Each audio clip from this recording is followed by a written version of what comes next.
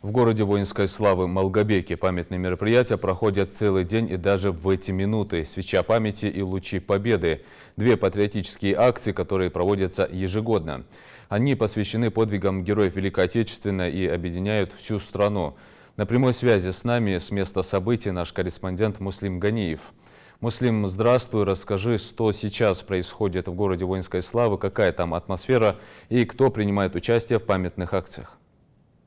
Добрый вечер, Юсуп. Сегодня в Ингушетии присоединились сразу к двум акциям. Это «Свеча памяти», а также «Луч победы». Традиционно эти мероприятия проходят на территории мемориального комплекса «Слава» в Малгобеке. «Свеча памяти» уже прошла. Буквально полчаса назад жители и гости города воинской славы зажгли 1418 свеч от вечного огня.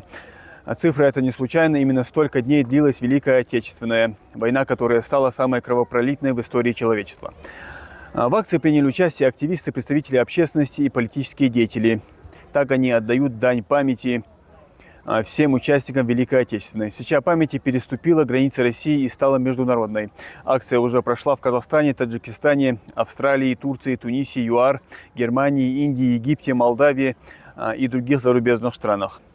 Ну а сейчас мы с вами наблюдаем другую акцию «Лучи победы». И ночное небо над Малгобеком озарили лучи прожектора в знак памяти о всех, кто отдал свои жизни за Великую Победу. Посмотреть на акцию вблизи приехали малгобекчане всех возрастов. Акция «Лучи победы» проводится в память о Великой Отечественной войне. Она уже стала традиционной для городов, героев города воинской славы, а также трудовой доблести.